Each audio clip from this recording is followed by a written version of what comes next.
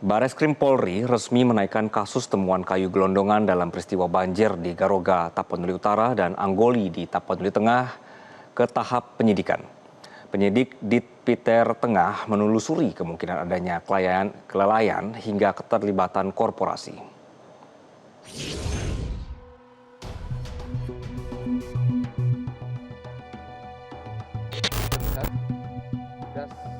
Penyidik Bareskrim Polri bersama sejumlah pihak telah mengumpulkan bukti dan memastikan sejumlah bukaan lahan serta jenis kayu yang identik di dua lokasi berbeda yakni Garoga dan Anggoli, Tapanuli Selatan, memperkuat dugaan adanya aktivitas ilegal yang memperparah bencana banjir bandang.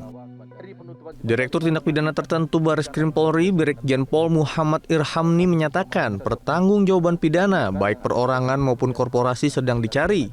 Penyidik fokus untuk mengungkap pihak yang melakukan menyuruh atau mendapat keuntungan dari aktivitas tersebut. Alat bukti adanya peristiwa pidana. Peristiwa pidana ini akan kami informasikan menjadi proses penyidikan untuk mencari siapa pelaku jawab. Tentunya tidak hanya di PTT dan bukaan-bukaan 4 ini saja, sampai kami kejar sampai ke atas bukaan-bukaan yang lain tentunya harus bertanggung jawab kalau memang mereka tidak melaksanakan kegiatan sesuai dengan aturan.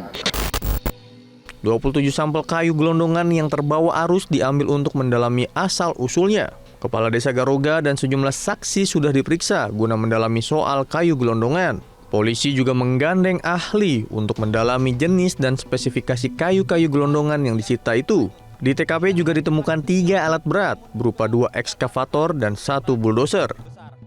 Material yang ada di tempat tersebut untuk sampai ke Das Garoga ini. Ini terlihat kayunya sebesar ini, kemudian ini itu di TKP awal, kemudian ditemukan di lokasi yang kita lihat di belakang Bapak ataupun di sebelah kiri kanan ini. Di tempat ini TKP ditemukan alat berat, ekskavator 2, kemudian dosernya 1. Tentunya untuk proses penyidikan kami lakukan penyitaan nantinya untuk proses pembuktian apakah ada korelasi sebab akibat bukaan ini, kemudian kayu-kayu yang ada di sini itu bermasalah sehingga di sini banjir di bawahnya. Identifikasi menunjukkan bahwa kayu-kayu yang didominasi karet, ketapang hingga durian itu disisihkan tersebut merupakan hasil gergajian, hasil dicabut bersama akar dengan alat berat, hasil longsor, dan hasil pengangkutan loader. Di sisi lain, Bareskrim Polri masih perlu melakukan inventarisasi kayu yang berada di pesisir laut. Polri akan terus mendalami apakah tumbangnya kayu itu akibat bencana atau campur tangan manusia. Tim Liputan Metro TV. Ya, kami akan membahasnya bersama dengan anggota Komisi 4 DPR RI, Rohmin Dahuri, serta mantan Kabar Eskrim Komjen Pol Purnawirawan Ito Sumardi. Selamat malam, Prof. Rohmin dan juga Pak Ito. Assalamualaikum. Selamat malam, Waalaikumsalam. Waalaikumsalam warahmatullahi wabarakatuh. Ya, saya akan ke Pak Ito terlebih dahulu. Pak, jadi dengan status perusakan hutan di Garoga, Anggoli ini yang sekarang naik ke penyidikan, apa kemudian langkah teknis yang paling krusial yang menurut Anda harus segera dilakukan penyidik supaya nanti penanganannya tidak berhenti pada temuan awal seperti kayu gelondongan dan alat berat? Ya, baik, dengan dinaikannya status menjadi penyidikan, berarti penyidik Polri telah menemukan minimal 2 alat bukti yang sah, ya sesuai dengan pasal 184 ayat 1 KUHP. Nah, tentunya yang harus dilakukan penyidik sekarang adalah bagaimana kita menentukan subjek yang dapat dipidana. Yang pertama adalah secara garis besar, pihak yang dapat dijerat dalam struktur perbuatan pengerusakan hutan ya adalah pihak pelaku langsung, yaitu orang yang secara fisik melakukan penebangan, pembakaran, pembalakan, penambangan atau kegiatan lain ya yang terindikasi menyebabkan kerusakan hutan. Yang kedua adalah korporasi, perusahaan, badan usaha yang menyelenggarakan kegiatan tersebut. Yang ketiga adalah pengurus dan penanggung jawab korporasi, yaitu direksi, pengurus lapangan atau pihak manajerial. Nah, selain itu tentunya penyidik juga nanti akan menentukan pihak-pihak lain yang terkait ya. Ya, menurut KUHP ada pihak yang menyuruh melakukan, biasanya ini pemilik modal atau pemilik lahan ya. pihak yang turut serta melakukan, misalnya kelompok yang bersama-sama mendebang, mengangkut hasil pembalakan tersebut, pihak yang membantu melakukan, yaitu penyedia alat berat ya yang tadi sudah diamankan, juga pihak pemegang hak atau izin yang tentunya ini harus melalui penelusuran dengan kementerian terkait. Hari ini Pak Kapolri telah menandatangani MOU dengan Menteri Kehutanan untuk membentuk Satgas. Ini adalah langkah yang tepat ya, karena pengalaman saya dulu tahun 2005 saat menjabat Kapolda Riau, kita juga harus berkolaborasi dengan kementerian terkait karena masalah ini bukan masalah pidana biasa. Ini adalah pidana khusus atau pidana tertentu yang harus mendapatkan kesaksian ahli dari misalnya Kementerian Kehutanan, Kementerian Lingkungan Hidup, termasuk Pemda. Nah, sehingga di sini dalam penegakan hukum kita juga harus memperlihatkan bagaimana nanti dilema yang dihadapi pada saat kita melakukan kepada pihak-pihak yang turut serta melakukan. Biasanya ini masyarakat kecil di sekitar tempat pembalakan yang memang hidup dari kehidupan sosialnya itu sangat di bawah garis sejahtera. Nah, ini kesulitan kita dulu, biasanya mereka jumlahnya bukan puluhan lagi, ratusan. Nah, tentunya untuk masalah ini harus hati-hati. Selain menegakkan hukum, permasalahan sosial ini juga harus mendapat perhatian dari pemerintah.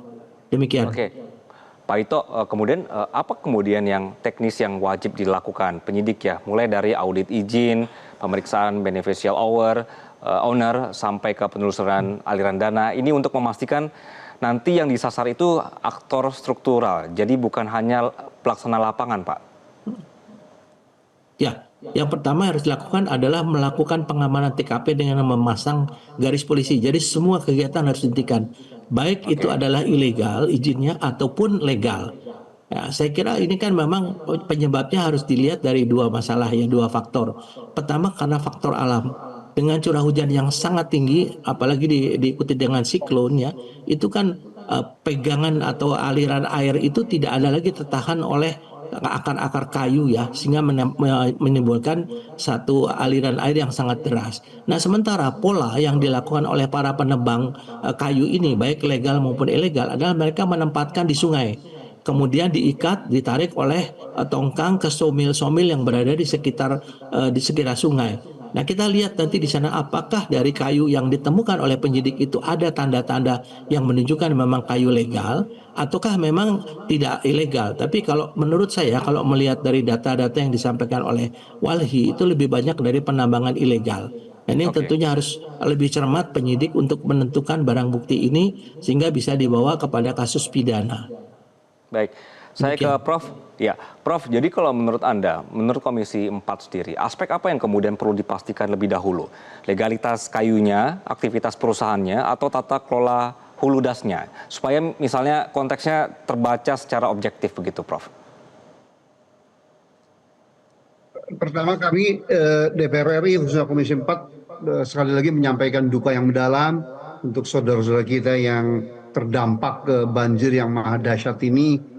Yang kedua, kami mengapresiasi gerak cepat dari Bareskrim Polri ya untuk menetapkan status ini sudah terangkat menjadi status penyidikan gitu.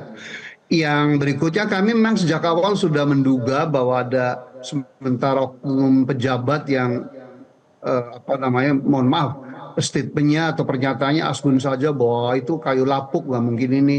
Itu alhamdulillah terbukti bahwa itu memang dari aktivitas penebangan yang sangat besar gitu ya. Nah, tinggal menentukan tersangka pelaku yang melakukan illegal logging itu. Dan ini sangat penting karena supaya ada efek jerak. Ini luar biasa. Seperti kita ketahui bahwa penyebab utama dari menurut penelitian ilmiah dalam maupun luar negeri ya, itu sekitar 20% saja itu penyebab alam, tetapi 80%-nya adalah ulah manusia ya, terutama adalah penembangan yang liar ya, tidak mengikuti kaidah-kaidah konservasi. Dan dari data 10 tahun terakhir memang luas tutupan hutan di Pulau Sumatera itu hanya tinggal 25% saja. Padahal secara kaidah ekologis kita tahu suatu pulau bisa sustain atau lestari, ekosistem hutannya bisa melakukan fungsi hidrologis yang normal, yaitu pada saat hujan bisa meredam banjir ya secara terkendali, sebaliknya pada musim kemarau merilis air sehingga tidak kering kerontang, itu sekali lagi minimal 30%. Nah ini Sumatera sudah 20%, kemudian kontur-kontur yang ditebang pun sampai kelerengan di atas 45 derajat pun saya lihat ditebang juga itu. Jadi sekali lagi kalau ranah untuk penuntutan bukan di kami di Komisi 4, tapi kami menghimbau dan akan mengawal dengan ketat bahwa ini harus dilakukan prosesnya secara transparan. Jangan sampai nauzubillah min dzalik kayak masa-masa lalu itu ada yang masuk angin segala macam gitu ya, sehingga aktor intelektualnya itu tidak tersasar. Nah, padahal suatu perbuatan itu akan terulang kalau aktor intelektualnya itu masih berkeliaran. Jadi sekali lagi kami akan mengawasi kerja kepolisian Republik Indonesia dan Kementerian Kehutanan yang tandem selama ini udah baik ya. Supaya tadi tidak ada masuk angin di tengah jalan, supaya ada efek jera. Enough is enough. Nggak boleh lagi hutan kita itu dirusak. Itu kasihan rakyat dan kasihan negara kita. Baik, Prof, bicara soal mengawasi ya Prof, dari Komisi 4. Apakah Komisi 4 ini kemudian memandang pentingnya audit lingkungan atau audit izin? Jadi untuk memastikan aktivitas di lapangan sesuai ketentuan dan tidak menimbulkan bias atau salah persepsi publik.